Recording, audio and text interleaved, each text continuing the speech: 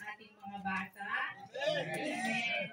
Bago po ako magsimula sa aking ihahandog na special number, nais ko pong gamitin yung pagkakataon na ito para magpatotoo. Hindi po talaga kasama sa ano to, no? Pero hindi ko po pwedeng hindi ipapatotoo sa inyo to. Ayun. Hindi ko po talaga, tunay po, hindi ko po kayang bilangin, hindi ko kayang isa-isahin yung kabutihan ng Diyos sa buhay ko at sa buhay po ng pamilya ko.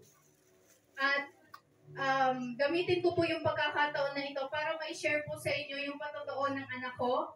Kahapon po, hindi po kami nakadalo ng gawain dito sa church. So, naka-online viewing lang po kami kahapon dahil Wednesday po ng gabi nilagnat po siya. So, nung tinignan ko po ng temp is 39.4 po yung lagnat niya. At nung matutulog na po kami, sabi ko sa kanya, paano yan? Kailangan mong magpagaling kasi may gawain tayo bukas sa church. Kailangan nating pumunta. Tapos sabi niya, gagaling naman ako. Sabi niya ganun sa akin. So pagising namin sa umaga, mataas pa rin po yung lagnat niya. So nag-message na po ako sa kapatid dito at saka kay Pastora na mag-online na lang muna po kami.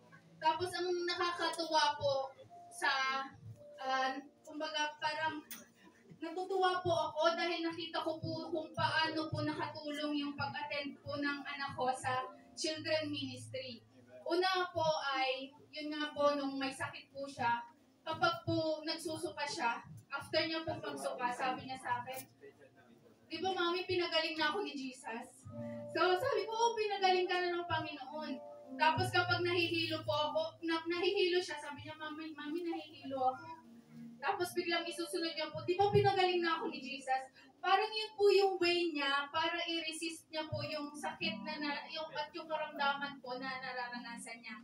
So, purihin po ang Panginoon dahil sa murang edad niya po, alam niya na ang Diyos ay nagpapagaling at hindi po talaga siya nagpahadlang, no? Kasi ngayon po yung schedule ng kanilang special number. Kahapon po nalulungkot po talaga siya dahil sabi niya, Mommy, pag hindi ako gumaling, pag mataas pa rin lagnat ko, hindi tayo nakatin sa church, hindi ako makasama sa special number. Sa totoo lang po, yung anak ko po, mahiyain po yan pagdating po sa harap ng maraming tao. Kahit sa school, hindi po yan napapakanta or napapasayaw sa school. Kaya natutuwa po ako sa Panginoon dahil dito sa church, dito po, ayun, siya po yung nandito kanina, natutuwa po ako talagang gumagaya siya, sumusunod po siya. Tapos kapag po, nung mga nakaraan po, pag may practice po, one time, pumunta lang po kami sa sasakyan kasi tuwing hapon po ng Sunday, may children ministries nila. Then, meron din po silang practice nung ginawa nilang special number. One time po, umiyak po siya sa sasakyan kasi akala niya uuwi na kami. Sabi ko po sa kanya, dadalhin ko lang naman yung gamit kasi magkukommute na lang po kasi kami mag-ina dahil mauna na po si husband pauwi ng bahay. So, yung ipang gamit isa